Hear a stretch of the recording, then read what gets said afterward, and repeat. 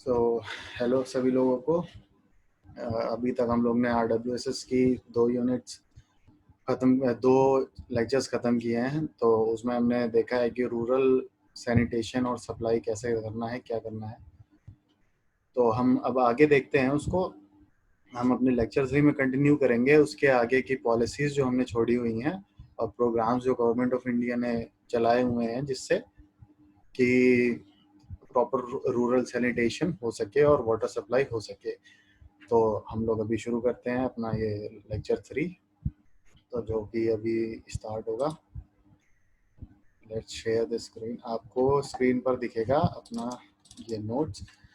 हाँ, तो अब यहाँ पे आप देख सकते हो निर्मल ग्राम पुरस्कार। हमने लास्ट टॉपिक में बात की थी, यहाँ से पढ़ना है लास्ट लेक्चर में। तो निर्मल ग्राम पुरस्कार होते क्या हैं? ये 2010-11 लिखा हुआ है। एक्चुअली होता क्या है कि ये जो निर्मल ग्राम पुरस्कार है, ये उन गांवों को दिया जाता है जिन गांवों ने ओपन डेफिकेशन जो है वो कंट्रोल कर लिया है, प्रॉपर गार्बेज डिस्पोजल वहां पे हो चुका है और प्रॉपर ड्रिंकिंग वाटर सप्लाई है उनके पास। तो ये जो निर्मल ग्राम पुरस्कार है उन्हीं लोगों को दिया जाता है, उन गांवों को दिया जाता है, उन पंचायत राज इंस्टीट्यूशंस को दिया जाता है। तो अब देखते हैं कि ये है क्या एक्चुअली में। तो इसके लिए आप लोग को मैं स्क्रीन दूसरी शेयर करूंगा। निर्मल ग्राम पुरस्कार है क्या एक्चुअली में? तो government of India launch the Nirmal Gram Puraskar 2003 में, और पहले अवार्ड्स इसने दिए थे 2005 में। तो जिन विलेजेस को, जो विलेजेस ओपन डेफिकेशन फ्री हो चुके थे, उनको ये अवार्ड्स मिले थे। और एनजीपी, ये non Nirmal Gram Puraskar seeks to recognise the efforts made by PRIs यानी panchayat Raj institutions, an institution who have contributed significantly towards ensuring full sanitation coverage in their areas of operations। ठीक है, वही चीजें हैं लिखी हैं जो मैंने बताई आपको। तो TSC या फिर total sanitation campaign lays strong emphasis on information, education and communication. देखिए, ये सारी बातें हो चुकी हैं। तो इन बातों को ही निर्मल ग्राम पुरस्कार में अप्लाई किया गया था। तो ऑब्जेक्टिव्स क्या थे इसके? बेसिक ऑब्जेक्टिव्स यही थे इसके कि प्रॉपर सैनिटेशन अचीव हो, ओपन डेफिकेशन पे कंट्रोल पा लिया जाए और प्रॉपर वाटर सप्लाई या फिर प्रॉपर ड्रिंकिंग वाटर फैसिलिटीज हो जाएं।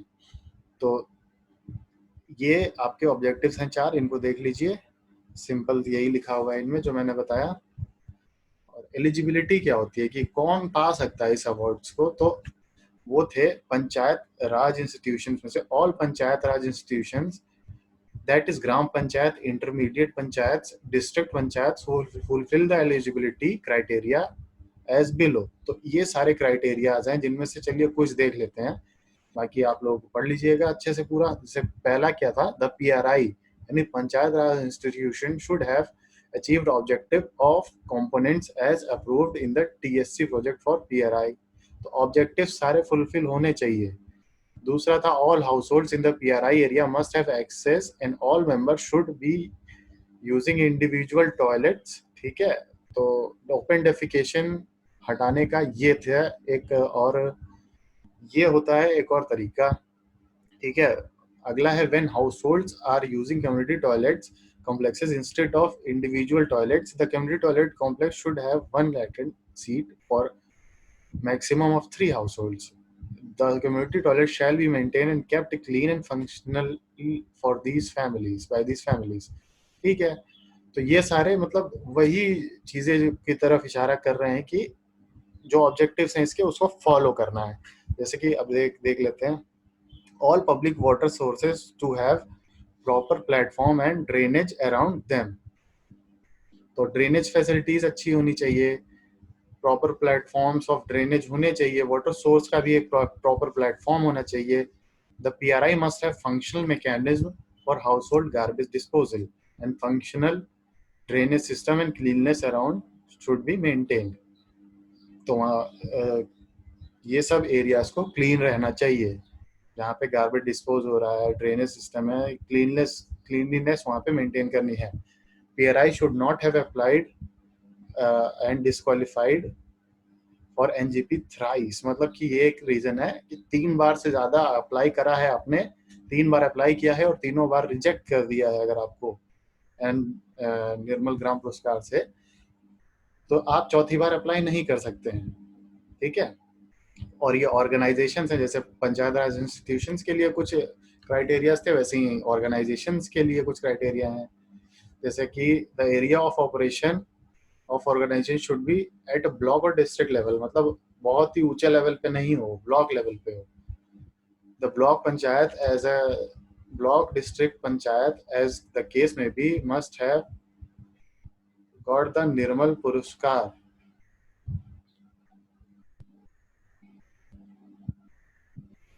तो इस जिन जो एनजीओज या सीबीओज या एसएचजीज काम कर रहे हैं इनके लिए, तो उस एरिया को निर्मल ग्राम पुरस्कार मिल चुका होना चाहिए, तभी इन लोग को माना जाएगा।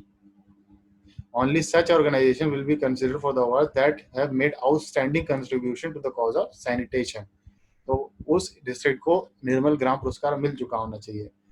The organization should have been working at least 25% of GPs of intermediate uh, gram panchayat and should have verifiably contributed to the growth through their getting the NGP. तो ये सब हेल्प करना, इस ऑर्गेनाइजेशंस का ये काम है कि ये हेल्प करें द डिस्ट्रिक्ट को अचीव करने के लिए कि उनको एनजीपी मिल सके। ये इंसेंटिव अमाउंट्स है जब आपको जो आपको ऑफर किए जाते हैं after you win the NGP. तो अकॉर्डिंग टू पॉपुलेशन अगर 1000 से कम है तो 0.5 लाख या 50,000 रुपए मिलेंगे, 1000 से 2000 है 1 लाख। ग्राम पंचायत की बात हो रही है। फिर इंटरमीडिएट पंचायत पे अगर 50,000 तक पॉपुलेशन है तो 10 लाख का इंसेंटिव अमाउंट है, 50 लाख से ऊपर है तो 20 लाख का। डिस्ट्रिक्ट पंचायत में अगर 10 लाख की पॉपुलेशन है तो 30 लाख का, और 10 लाख से ऊपर है तो 50 लाख का प्रावधान है। और एप्लीकेशन प्रोसीजर में ये अप्लाई करने के तरीके हैं। पंचायत राज के लिए ये तरीका है, you can go through this, और फॉर ऑर्गेनाइजेशंस उनके लिए ये तरीका है, इसको भी आप पढ़ सकते हैं। जैसे देख लेते हैं ऊपर एक पंचायत राज इंस्टीट्यूशन का। PRIs are required to submit application in the prescribed format proper defined है to the CEO, जिला panchayat, district official in charge of rural sanitation of district. The district official will verify the facts. ठीक है, ऐसा ही नहीं apply हो करोगे तो facts check होंगे, फिर उसके बाद वेरीफाई किया जाएगा। Application will be then verified by the state concerned. फिर उसके बाद विजिट होगी और प्रॉपर प्रोसीजर फॉलो होगा, तब जाके आपको ये अवार्ड मिलेगा। तो एक तरीके से ये पूरा प्रोसेस है एप्लीकेशन का ही है। तो उसको प्रॉपर तरीके से एप्लीकेशन अप्लाई करके फिर उसको आपको फॉरवर्ड करना होता है। उसी तरीके से ऑर्गेनाइजेशंस के लिए है। फिर सर्वे होगा, और सर्वे में जिसका सक्सेसफुल या अच्छा मिल गया रिजल्ट्स तो उसको अवार्ड सब मिल जाएंगे, और जिसका नहीं मिला वो रिजेक्ट हो जाएगा। तो ये सब उसके डिटेल्स हमें जितना जानना था हमने जान लिया है।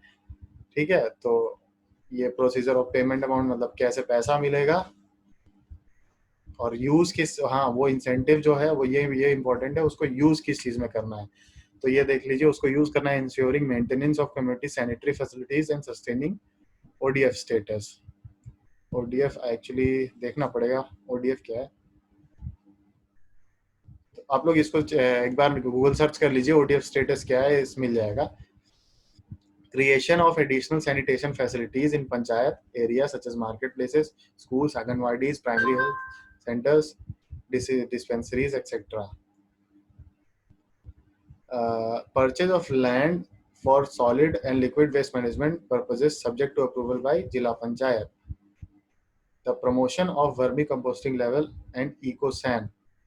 ये सब एक बार you can go through this, and इसको आप समझने के लिए एक बार आपको इन सब के अंदर भी देखना पड़ेगा अगर बहुत ज़्यादा डिटेल में जानना चाहते हैं। लेकिन ज़्यादा हमें डिटेल में नहीं जानना है, तो हम इतना मानते हैं कि हाँ प्रॉपर सैनिटेशन होना चाहिए, प्रॉपर वाटर ड्रिंकिंग वाटर होना चाहिए, प्रॉपर गार्बेज डिस्पोजल होना चाहिए, और प्रॉपर टॉयलेट्स होने चाहिए हर जगह पे। तो ये कुछ तरीके हैं बस। और हमें जो जानना था वो यही था। तो हम जान चुके हैं कि निर्मल ग्राम पुरस्कार किसको मिलता है, कैसे मिलता है और होता क्या है उसमें। तो पहला मिला था 2005 में, और अगला जो अब हम जो 2010 और 11 में मिला था वो 800 इनवाइटीज को गैदर किया गया था 23 मार्च 2011 को, और उनको विज्ञान भवन में बुलाया गया था, और उनको प्रॉपर सैनिटेशन और ड्रिंकिंग वाटर सप्लाई के लिए 21 ग्राम पंचायत को and 1 block level panchayat having attend Nirmal status of being open defecation free. तो इतने ग्राम पंचायत को मिला था निर्मल ग्राम पुरस्कार। किस लिए मिला था? For better improve sanitation, give for better hygiene, और for for attainment of sanitation with attention to toilet habits. तो ये सब चीजें थी, प्रॉपर यही है चीजें लिखी हुई जो हम लोग ने पढ़ी है। स्वच्छ भारत अभियान, हाँ, हमारा ये जो लेटेस्ट कैंपेन था जो अभी रिसेंट बहुत ज्यादा न्यूज में भी हम लोग ने सुना हुआ, स्वच्छ भारत अभियान, ये कब लॉन्च हुआ था? 2 अक्टूबर, गांधी जयंती के दिन 2014 को, राजघाट न्यू दिल्ली पे। ये इंडिया का सबसे बड़ा एक तरीके से कह सकते हो अभियान है, जो कि जिसमें 3 मिलियन या फिर 30 lakh government employ and schools and colleges जो कि पार्टिसिपेट किए थे, और पूरा इंडिया लग गया था कि हाँ हम क्लीननेस बहुत ध्यान देंगे। तो इसका ऑब्जेक्टिव क्या था? The campaign objective was to accomplish a clean India by 2 October 2019। पूरी तरीके से हम नहीं कर पाए, लेकिन हम लोगों ने काफी काफी इसमें माइलस्टोन्स अचीव किए हैं। तो इसमें नॉमिनीज जो थे, मोदी जी ने सिलेक्ट किए 9 पब्लिक फिगर्स को कि ये रिप्रेजेंट करेंगे इस अभियान को। तो उन 9 नॉमिनीज के जो नाम हैं वो ये देख लीजिए क्या क्या है। तो 9 नॉमिनीज के जो नाम हैं वो हैं अनिल अंबानी, बाबा रामदेव, कमल हसन, प्रियंका चोपड़ा, सचिन तेंदुलकर, मृदुला सिन्हा, सलमान खान, शशि थरूर, और टीवी सीरीज एक है जिसका नाम है तारक मेहता का उल्टा चश्मा। तो ये प्रोग्राम था किस लिए? This programme includes elimination of open defecation, conversion of sanitary toilets to flush toilets, municipal solid waste management, and generating awareness among citizens about sanitation and its linkage with public health। तो इसका main M यही था, मुद्दा यही था कि भाई हम दुनिया को जागृत करो कि ओपन डेफिकेशन बुरी चीज है, सॉलिड वेस्ट मैनेजमेंट प्रॉपर तरीके से करो, अवेयरनेस फैलाओ लोगों में कि प्रॉपर सैनिटेशन का फॉलो करें। स्वच्छ भारत स्वच्छ विद्यालय, ये एक अभियान था जिसमें था कि अब स्कूल्स पे भी ध्यान दिया गया था, जो पूरे नेशनल लेवल पे था कि स्कूल्स को इंश्योर रखना है कि वो पहले तो इक्विप्ड हो प्रॉपर टॉयलेट से, और दूसरा कि जेंडर के हिसाब से टॉयलेट डिस्क्रिमिनेटेड हो, क्योंकि अब वो सबको पता है कि एक प्रॉपर प्राइवेसी होती है जिसको रिवील मतलब कि एक वो नहीं कर सकते, क्या कह सकते हैं, प्रॉपर वर्ड नहीं मिल रहा। तो मान के चलते हैं कि प्राइवेसी एक सबकी अपनी होती है, तो डिफरेंट डिफरेंट जेंडर्स को डिफरेंट डिफरेंट अपना टॉयलेट्स देने चाहिए। तो स्कूल्स में भी अब यही फॉलो करना चाहिए, तो ये किया गया। School sanitation and hygiene depends upon the process of capacity enhancement of teachers, community members, non governmental organisation, community based organisation, education, administration etcetera. तो the benefits of water sanitation and hygiene to schools are, क्या हो गए इसके benefits, क्या क्या हुए? Provision of water sanitation hygiene facilities in school secures a healthy school environment, protects children from illness and exclusion। तो simple सा, बीमारियां नहीं होंगी अगर टॉयलेट प्रोवाइडेड होंगे, तो बीमारियां दूर होंगी और आपस में सब सेफ रहोगे और ज़्यादा बेटर रहेगा प्रॉपर हाइजीन के लिए। Gender segregated toilet in school should be made, जो की बात की अभी हमने। Hygiene in school also supports school. Hygiene in school also supports school nutrition, This simple act of washing hands with a soap before eating the midday meal in order to resist disease transmission routes. तो हम लोग ने देख लिया भाई, इस time पे जो चल रहा है कोविड-19, वो अनहाइजीनिक अगर रहोगे, प्रॉपर सैनिटाइज नहीं रहोगे तो महामारी की तरह फैल जाएगी। प्रॉपर अगर सैनिटेशन रखोगे तो सेफ रहोगे। यही चीजें हैं। ठीक है, अब हम अपना अगला जो देख लेते हैं वो टॉपिक है। अब हमारे ये प्रोग्राम्स ऑलमोस्ट खत्म हो चुके हैं और एक हम लोग को आइडिया लग गया है, या फिर अब हम पूरा जान चुके हैं कि rural water supply and sanitation का पर्पस क्या है। अर्बन तो हमें पता है हम कैसे करते हैं, हमने सब पढ़ रखा है, लेकिन रूरल एरियाज में भी ज़रूरत है। तो वो चीज़ें हम पढ़ चुके हैं, सारे प्रोग्राम्स क्या गवर्नमेंट ने यूज़ किया, कौन एक पुरस्कार की बात की, कौन से प्रोग्राम्स चलाए उसने, और वर्ल्ड बैंक क्या करता है और आईएमएफ क्या करता है। तो इस तरीके से पैसे कहाँ से आ रहे हैं, कौन किसको सपोर्ट कर रहा है, ये हम लोग ने देख लिया है। अब हम आगे देखेंगे जो अब एस्पेक्ट्स हैं जिन पे ध्यान देना है। तो सबसे पहले type of water demand of village और स्मॉल टाउन। ठीक है, छोटे टाउन या फिर स्मॉल टाउन में किस किस तरीके की वाटर डिमांड उठ सकती हैं। तो domestic water demand, demand for public use like schools and hospitals, water demand for life stock, compensate losses demand. तो एक एक करके देखते हैं डोमेस्टिक डिमांड क्या होता है। डोमेस्टिक डिमांड जो घरेलू डिमांड, जो कि रोजमर्रा की जिंदगी में आप यूज करते हो, जैसे कि खाना बनाना, नहाना, टॉयलेट वॉशिंग, क्लॉथ, और जो भी बर्तन, जिन सब नॉर्मल जो रोजमर्रा की जिंदगी में पानी यूज होता है, इसे कहते हैं domestic. But demand for public use like schools and hospitals, तो ये होते हैं कमर्शियल यूज हमारे, जो कि स्कूल्स में, हॉस्पिटल्स में यूज होते हैं। और गांव में, रूरल एरियाज में बेसिकली इंडस्ट्रीज नहीं होती, तो वहां पे इंडस्ट्रियल यूज नहीं दिया हुआ है।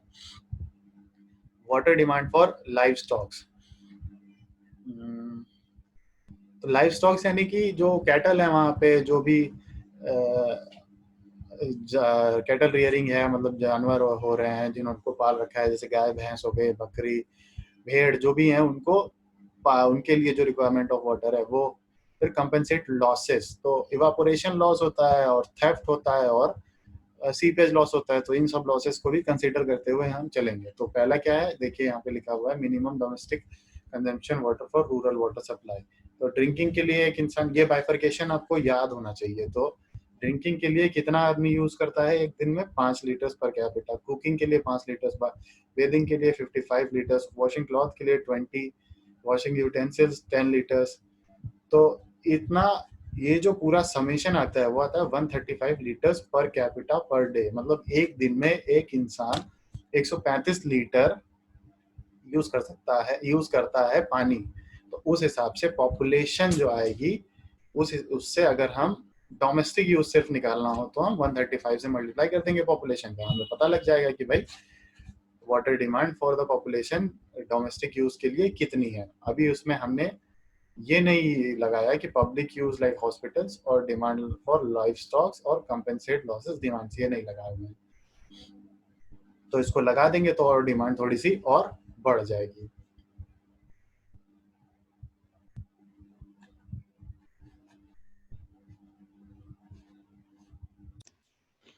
तो अगला हम देख लेते हैं।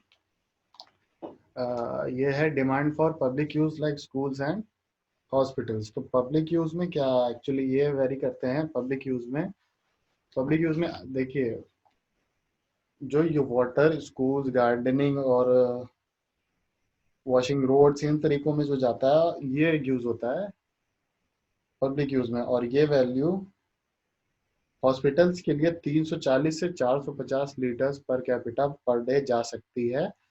और नॉर्मली ये 5% of total consumption of city town से ज़्यादा नहीं होनी चाहिए। ठीक है, तो ये वैल्यू बहुत ज़्यादा नहीं होनी चाहिए, 5% से ज़्यादा नहीं होनी चाहिए, गवर्नमेंट ऑफ इंडिया मैनुअल ये कहता है। फिर water demands for life stock, ये वेरी करती है। और कंपनसेट लॉसेज या फिर डिमांड, तो लॉसेज में क्या आता है कि leakage, poor plumbing, stolen water due to unauthorised connection. और ये 15% of total consumption of the town लेते हैं हम लोग। ठीक है, तो ये हमने चार जो लिखे थे, हमने इसको वैल्यू को लिख लिया, हमें पता लग गई कि क्या क्या है। ठीक है, अब हम देख लेते हैं कि water supply design for rural community कैसे होती है। जैसे इसका देने के कितने तरीके हो सकते हैं, कितनी प्रायोरिटीज होती हैं, 4। तो उन 4 प्रायोरिटीज में अब जैसे वाटर डिस्ट्रीब्यूट कैसे हो सकता है, तो सबसे पहले design of water supply system primary condition should be given to the protection of quality of natural water selected since treatment.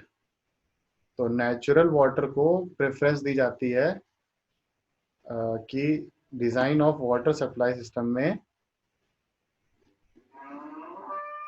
इसको अभी से बचाया जा सके। ठीक है, तो प्रायोरिटी 1 क्या है, water which requires no treatment to meet the bacteriological, physical and chemical requirement. मतलब इसको ट्रीटमेंट की जरूरत नहीं है और can be directly deliver to the consumer by gravity. ठीक है, ये प्रायोरिटी 1 रहती है कि सबसे अगर इस तरीके का पानी मिल जाएगा तो बहुत ही बढ़िया है, बहुत ही अच्छा है। प्रायोरिटी 2 क्या है, water which requires no treatment. ठीक है, उसके बाद इट कैन बी पम्प्ड, देखिए ग्रेविटी, फिर उसके बाद इट कैन बी पम्प्ड। तो ये पम्प्ड वाला प्रायोरिटी 2 पे है क्योंकि यहाँ पावर लगानी पड़ जाएगी, एक्स्ट्रा खर्चा आ जाएगा। Priority 3 which water which requires simple treatment. देखिए पहले 2 प्रायोरिटीज में था ट्रीटमेंट की जरूरत नहीं है, डायरेक्टली बस पहुंचाना था, लेकिन यहाँ पे सिंपल ट्रीटमेंट और वो सारे फिजिकल, बैक्टीरियोलॉजिकल और केमिकल पैरामीटर्स को फुलफिल करते हुए कंज्यूमर्स को ग्रेविटी के थ्रू, सिंपल ट्रीटमेंट के थ्रू, ग्रेविटी के थ्रू पहुंचाया जा सके कंज्यूमर्स तक। प्रायोरिटी जो 4 है वो है which require simple treatment and can be delivered with the using of pumping system. तो बहुत इजी है, कोई दिक्कत नहीं है, आसान है, समझ में आ गया होगा। अब हमारा अगला टॉपिक है डिस्ट्रीब्यूशन एंड स्टोरेज का। कैसे डिस्ट्रीब्यूशन है, क्या किस तरीके से डिस्ट्रीब्यूट करना है और कहाँ स्टोर करना है, ये सब चीजें देखते हैं। तो बहुत बड़ा टॉपिक नहीं है, ये छोटा चाहिए, इसको पढ़ लेते हैं। Attention should be given to proper distribution of water plants which provide for the consumption of central village. A well or tap should be considered as first step towards completion of water distribution. ठीक है, तो ये पहले तो supply जो आ रही है उसका जो मेजर है, जो सप्लाई करने का तरीका है, वो देखना है कि वो सही है कि नहीं है। तो वो होता है हमारा पहला स्टेप। दूसरा, storage is a major which contributes to safeguarding water quality.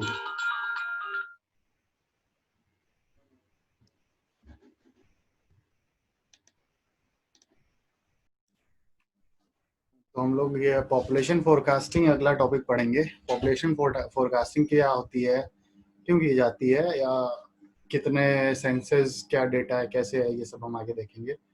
तो देखिए पॉपुलेशन फोरकास्टिंग बेसिकली होती क्या है, हर 10 साल पे सेंसस होता है हमारे देश में। तो हर 10 साल पे पॉपुलेशन काउंट ली जाती है। तो किस शहर की या किस गांव की कितनी पॉपुलेशन है वो हमें डेटा अवेलेबल हो जाता है। ठीक है, तो उस डेटा को हम यूज करते हुए पॉपुलेशन फोरकास्ट करते हैं अगले 10 साल, 20 साल, 25 साल, जितने भी साल के लिए हो। ठीक है, तो हम लोग इसको यूज करेंगे पॉपुलेशन को फोरकास्ट करने में। तो हम आगे देखते हैं कि यह है क्या। तो पॉपुलेशन फोरकास्टिंग मैं इससे ना समझा के एक दूसरी पीडीएफ है, मैं उससे समझाऊंगा, उसमें आपको थोड़ा क्लियरली और अच्छे से समझ आएगा। तो पॉपुलेशन फोरकास्टिंग बेसिकली है क्या, ये क्या है, देखिए design of water supply and sanitation scheme is based on projected population of a particular city। जब तक हमें पता नहीं होगा कि कितना पॉपुलेशन है, तब तक हम उस शहर का वाटर डिमांड या फिर सैनिटेशन सीवरेज सिस्टम डिजाइन नहीं कर सकते। तो इसको डिजाइन करने के लिए हमें पहले पॉपुलेशन को निकालना पड़ेगा। तो उस पॉपुलेशन को निकालने के लिए हमको कुछ फैक्टर्स हैं उसको समझने पड़ेंगे कि पॉपुलेशन घटती और बढ़ती कैसे है। तो पॉपुलेशन घटने और बढ़ने का रीजन है इंक्रीज ड्यू टू बर्थ्स। ठीक है, हर साल कितने बर्थ हो रहे हैं, डे के हर 10 ईयर पे कितने बर्थ हो रहे हैं, ये सब डेटा हमें मिल जाएगा। डिक्रीज ड्यू टू डेथ्स, तो बर्थ और डेथ ये कारण होते हैं पॉपुलेशन में घटने या बढ़ने के। और तीसरा कारण क्या होता है, increase decrease due to migration. जैसे किसी शहर में वर्किंग फोर्स ज्यादा है या लोग लेबर ज्यादा है, लेकिन वहाँ पे काम की जरूरत, काम नहीं है, तो काम की तलाश में लेबर्स माइग्रेट करते हैं, तो दूसरे शहरों का पॉपुलेशन बढ़ाते हैं जहाँ पे वर्क अवेलेबल होता है उनको।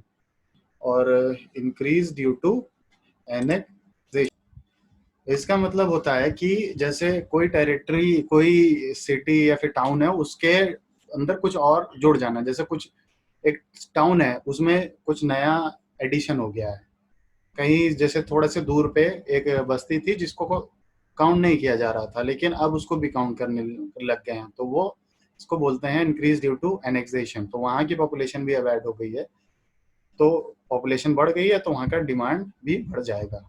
ठीक है। अब present and past population record for city can be obtained from the census population records. After collecting these population figures, the population at the end of design period is predicted. तो हमें पहले पता होना चाहिए कि सेंसस डेटा या population records क्या हैं, फिर हम उस सिटी का ग्रोथ पैटर्न पता कर सकते हैं कि किस हिसाब से सिटी में इंक्रीज हो रहा है या बढ़ रहा है।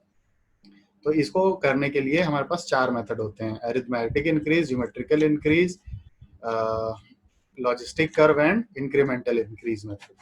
तो ये 4 मेथड होते हैं जिससे हम पॉपुलेशन को फोरकास्ट कर सकते हैं, डेटा को हम निकाल सकते हैं। तो पहला जो हम है वो देख लेते हैं, अरिथमेटिक इंक्रीज मेथड। ये क्या होता है, सिंपल, इसका कहने का मतलब है कि जो पॉपुलेशन है हमारी, जो इंक्रीज हो रहा है पॉपुलेशन में, वो एक लीनियर रेट से हो रहा है, मतलब कि एक सी लाइन को फॉलो कर रहा है, एक हर साल से एक इक्वल नंबर ऑफ इंक्रीज हो रहा है। इसका ये कहने का मतलब अगर समझना चाहें तो, जैसे कि हर 10 साल पे मान के चलिए कि इंक्रीज हो रहा है, वो कांस्टेंट है, वेरी नहीं कर रहा है। तो ये इसमें एजम्पशन है कि ये मानते हैं कि population is increasing at a constant rate. तो डीपी ओवर डीटी, इसका मतलब कुछ नहीं है, सिंपल है। डीपी ओवर डीटी का मतलब है कि population change with respect to time is constant, that is rate of change of population with respect to time is constant. Population after nth decade जो हम निकालेंगे वो इससे कैलकुलेट करेंगे। ये कोई फॉर्मूला नहीं है, सिंपल है। पहले जितनी पॉपुलेशन थी, फिर उसको एन ईयर में जितना इंक्रीज हो गया, तो एन ईयर में जितना इंक्रीज हो गया उसको ओरिजिनल पॉपुलेशन से ऐड कर दिया, तो क्या मिल गया हमें, उस साल की पॉपुलेशन, उस साल की प्रोजेक्टेड पॉपुलेशन। तो हम लोग इसका न्यूमेरिकल के हिसाब से समझते चलेंगे तो हमें ज्यादा समझ आएगा। जैसे एग्जांपल देखिए यहाँ पे क्या है, हमें सेंसस डेटा पता है कि एक शहर का कितना पॉपुलेशन था 1961, 1971, 1981, 91, 2001 और 2011 में। तो पॉपुलेशन कुछ इस तरीके से दी हुई है। अब इंक्रीमेंट हाँ कितना हो रहा है, अरिथमेटिक इंक्रीज में हम सिंगल इंक्रीमेंट की बात करते हैं। सिंगल इंक्रीमेंट अभी समझेंगे क्या होता है। सिंगल इंक्रीमेंट का मतलब होता है कि एक बार हर 10 साल पे कितना इंक्रीमेंट हो रहा है वो पता करना है हमको।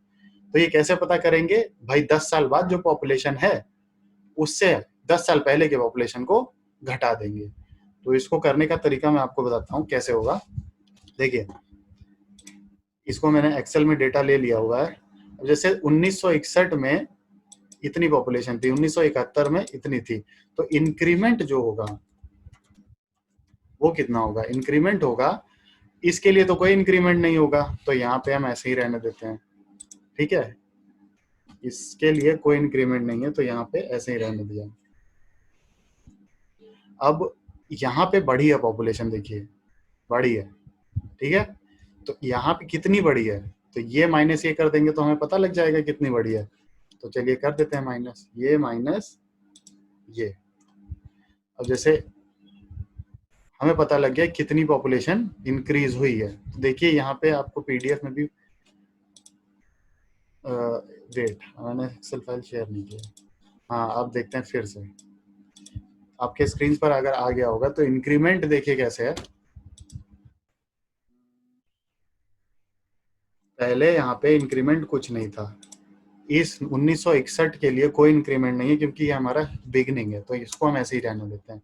फिर 1971 में इतनी पॉपुलेशन बढ़ गई है, तो कितना इंक्रीमेंट हुआ होगा 1961 से, तो क्या हम इन दोनों को अगर माइनस कर दें, इसको इस वैल्यू को और इस वैल्यू को, तो हमें इंक्रीमेंट पता लग गया कितना इंक्रीमेंट हो रहा है। उसी तरीके से इसको अगर इससे माइनस कर देंगे, ठीक है, इसको अगर इससे माइनस कर दिया तो हमें पता लग गया कि इंक्रीमेंट कितना हुआ है 1971 से 1981 के बीच में। उसी तरीके से हम सबका इंक्रीमेंट निकाल सकते हैं।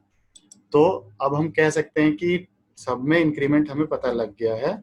तो हम टोटल इंक्रीमेंट, अगर हमको बात करनी है टोटल इंक्रीमेंट की, तो क्या हम कह सकते हैं कि इस पूरे का समेशन होगा। ठीक है, ये हमने कह दिया टोटल इंक्रीमेंट है। ठीक है, अब लेकिन हम कहेंगे कि हर 10 साल पे कितना इंक्रीमेंट हो रहा है। हर 10 साल पे कितना इंक्रीमेंट हो रहा है वो कैसे निकलेंगे, तो इसका एवरेज कर देंगे हम ओवर द ईयर्स। तो हर 10 साल पे हमें पता लग जाएगा कितना इंक्रीमेंट हो रहा है। तो जैसे हम कैलकुलेट कर लेते हैं उसको, तो एवरेज इंक्रीमेंट अगर मैं कहूँ, एवरेज इंक्रीमेंट वो कैसे पता लगेगा, देखिए दिस वैल्यू, ठीक है, इसका हम क्या करेंगे, एवरेज इक्वल्स कितने साल के लिए। देखिए अब यहाँ पे ये चीज कंफ्यूजन मत करिएगा, यहाँ पे 1 2 3 4 5 6 दिख रहे हैं, लेकिन इंक्रीमेंट कितने हुए हैं यहाँ पे, 1 2 3 4 5 इंक्रीमेंट हुए हैं। ठीक है, तो हमें कितने से डिवाइड करना चाहिए इसको, जितने इंक्रीमेंट्स हैं, क्योंकि हमें इंक्रीमेंट का एवरेज चाहिए। ठीक है, तो ये हर 10 साल पे 3,45,463 लोग बढ़ रहे हैं, जो कि आप पीडीएफ में देख सकते हो।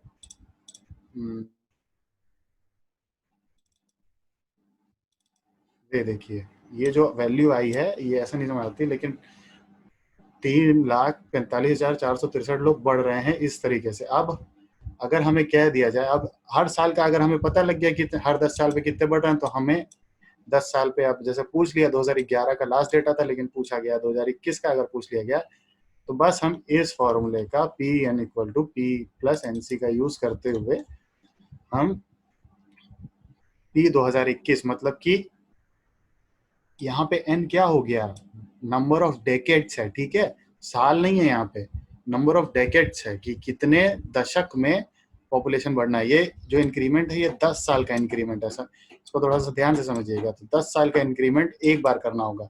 2011 से 2021 में 10 साल का इंक्रीमेंट एक बार है और उसमें पॉपुलेशन बढ़ेगी इतनी, तो ऐड कर दिया इतना। अब जैसे हमें 2041 का पूछ लिया रैंडम, तो हमें ओरिजिनल पॉपुलेशन कितनी थी 2011 में, 2,58,000 नहीं, 25,85,862 ये थी हमारी उस टाइम की पॉपुलेशन 2011 में। अब पूछ लिया कि 3 दशक बाद कितना होगा, 3 डेकेड्स बाद, यानी 2041 में कितना होगा, तो 3 लाख, इसका एवरेज को हम 3 बार हम उसमें ऐड करेंगे। ठीक है, तो टोटल पॉपुलेशन जो हमें मिलेगी वो ये होगी। तो इसमें कुछ नहीं, ये मानता है, बस इसका एक लाइन याद रखने वाली है कि ये मानता है rate of change of population with respect to time is constant. इस चीज को ध्यान रखना चाहिए। अगला क्या है, अब इससे अगर हम पॉपुलेशन निकाल ले रहे हैं, तो ये बेसिकली कोई जरूरी नहीं है कि हर साल कम इतनी ही पॉपुलेशन, हर 10 साल पे इतनी ही पॉपुलेशन बढ़ रही हो, कम भी हो सकती है, ज्यादा भी हो सकती है। लेकिन अब हम डिजाइनिंग के लिए ऑन एन एवरेज अगर बोला गया है तो हम इसको यूज कर सकते हैं। ठीक है, अब हमें जैसे और ज्योमेट्रिकल इंक्रीज मेथड या ज्योमेट्रिकल प्रोग्रेशन मेथड, ये है हमारा अगला टॉपिक। तो ज्योमेट्रिकल इंक्रीज मेथड क्या होता है, in this method percentage increase in population from decade to decade is assumed to remain constant. वहां पे कांस्टेंट था rate of change of population is constant, अब यहाँ पे percent increase in population from decade to decade is assumed constant. ठीक है, तो geometric increase में थोड़ा अलग है। Geometric mean increase is used to find the future increment in population, जो कि हमारा काम है। Since this method gives higher values and hence applied for new industrial town. ठीक है, जहां पे नई नई इंडस्ट्रीज एस्टैब्लिश हुई हैं और वहां पे वर्क फोर्स माइग्रेट करेगा। ठीक है, वहां पे अपना घर गृहस्थी बसाएगा और वहां पे वर्क फोर्स जाएगा, तो वो फास्ट डेवलपिंग टाउन के लिए आ जाएगा। ठीक है, तो वहां पे उस जगह के टाउन के लिए हम यूज करेंगे ज्योमेट्रिक इंक्रीज मेथड। ठीक है, तो इसका फॉर्मूला ये होता है, कुछ नहीं है, ज्योमेट्रिकल प्रोग्रेशन में फॉर्मूला यूज ये हम लोग यही करते हैं। अगर 6-7 में पढ़ाओ तो वही चीज है, P N equals P 1+IG/100 to the power N. N क्या है यहाँ पे, नंबर ऑफ डेकेड्स है एन, और पी क्या है, प्रेजेंट पॉपुलेशन है, और आई जी है ज्योमेट्रिक मीन। ठीक है, वहां पे था अरिथमेटिक मीन, एवरेज इंक्रीमेंट का अरिथमेटिक मीन था, यहाँ पे ज्योमेट्रिक मीन होगा।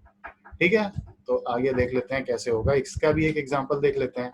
सेम क्वेश्चन है, ठीक है, सेम क्वेश्चन है, 2011 और 1961 का पॉपुलेशन है। तो हम अब इसको क्या करेंगे, एक्सेल में समझेंगे। तो शेयर करता हूँ। This value is for arithmetic increase. Okay, अब यहाँ पे हम वैल्यू निकालेंगे, ये जो वैल्यूज कैलकुलेट करेंगे वो होंगी ज्योमेट्रिक इंक्रीज के लिए। तो इसको मैं अलग दिखा देता हूँ।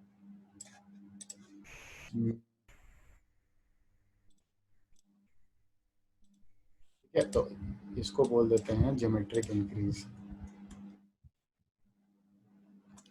इसमें इंक्रीमेंट कितना होगा, इंक्रीमेंट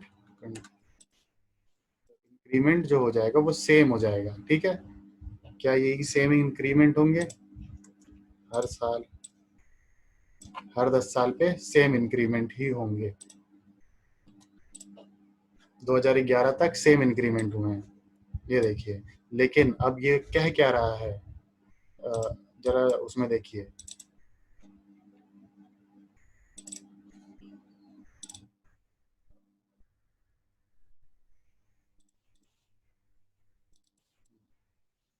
ज्योमेट्रिक इंक्रीज मेथड का कहना क्या है। ज्योमेट्रिक इंक्रीज मेथड, यहाँ पे परसेंट इंक्रीज निकालना है पॉपुलेशन में फ्रॉम डेकेड टू डेकेड। हमें यहाँ पे सिर्फ इंक्रीज नहीं निकालना है, परसेंट इंक्रीज निकालना है। तो परसेंट कैसे निकलेगा, ये जो पॉपुलेशन हमने कैलकुलेट की है ओरिजिनल से कितनी बड़ी है, कितना परसेंट बढ़ गया है। ओरिजिनल इसके लिए क्या थी, पहले ये थी, अब बढ़ के ये बढ़ी हुई है, तो इसका क्या परसेंटेज बढ़ गया है, तो वो हम निकाल सकते हैं क्या। तो सिंपल हम क्या करेंगे, यही करेंगे कि कितनी परसेंट बढ़ गई है। तो इसका परसेंट निकालने के लिए क्या, इस वैल्यू को हम इससे डिवाइड कर देंगे तो क्या हमें परसेंटेज मिल जाएगा, या पॉइंट में वैल्यू मिल गई, इसको 100 से मल्टीप्लाई कर देंगे तो परसेंटेज आ जाएगा। ठीक है, अब इसमें देखिए इंक्रीज हमें क्या करते हैं, परसेंटेज के हिसाब से मिल गया। तो आईजी जो है, आईजी कैलकुलेट करना बस हमें यहाँ पे एक आना चाहिए, बाकी है बहुत इजी है क्वेश्चन। तो आईजी कैलकुलेट करने के दो मेथड होते हैं, वो दो मेथड होते हैं अरिथमेटिक मीन मेथड और ज्योमेट्रिक मीन मेथड। तो अरिथमेटिक मीन मेथड को ऑब्सोल्यूट कर दिया गया, उसको यूज नहीं किया जाता है। उसमें करते क्या है, जो आप अपने स्क्रीन पे देख पा रहे होंगे कि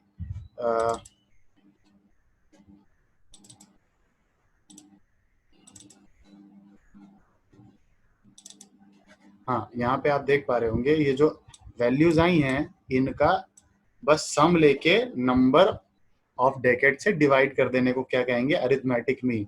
तो मैं यहाँ पे लिख देता हूँ एक बार को, एम इसका मतलब कि अरिथमेटिक मीन। पहले तो हम इसका टोटल कर लेते हैं, टोटल, ठीक है, टोटल कर लेते हैं। तो इसका टोटल 1.24 ऐसे कुछ आ रहा है। ठीक है, इसको कंफ्यूज ना करिएगा कि ये 100 से ऊपर कैसे हो गया, ये सबका सम है हर साल का। ठीक है, 100 से ऊपर पूरा मिला के नहीं हुआ है, सब में अलग अलग है, देखिए 100 से कम है। तो टोटल ये हो गया। अब इसका एवरेज लेते हैं कि अब दो मेथड होते हैं, एक अरिथमेटिक मीन मेथड होता है। अरिथमेटिक मीन में क्या होता है कि इसका बस एवरेज ले लेते हैं नंबर ऑफ डेकेड से। तो इसका एवरेज ले लेंगे, कितने नंबर ऑफ डेकेड्स हैं हमारे पास, 1 2 3 4 5। ये वाला क्यों नहीं काउंट किया, मैं समझा चुका हूँ। तो 5 क्या 0.24 यानी 24.9% के आसपास अरिथमेटिक मीन आ रहा है। लेकिन ज्योमेट्रिक मीन क्या करता है, ज्योमेट्रिक मीन कुछ और तरीके से रिजल्ट देता है। वो कहता है कि जितने भी ये हैं हमारे कैलकुलेटेड वैल्यूज, इनका ज्योमेट्रिक मीन लेना है। वो कैसे लेते हैं मैं बताता हूँ, under root of this value multiplied by this value multiplied by this value multiplied by this value multiplied by this value, keep under root means the power of 1 by जितने भी नंबर ऑफ डेकेड्स हैं। तो under root नहीं कहेंगे उसको, बल्कि ये कह सकते हैं कि पावर 1/पावर ऑफ डेकेड्स। तो इसको ऐसे करते हैं, इन सारे वैल्यूज को पहले मल्टीप्लाई कर लिया जाए।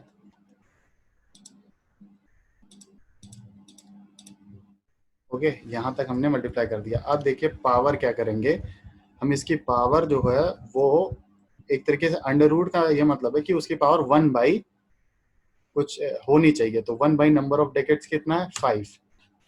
ठीक है, तो इससे हमें मिलना चाहिए, देखिए ज्योमेट्रिक इंक्रीज थोड़ा कम हो गया।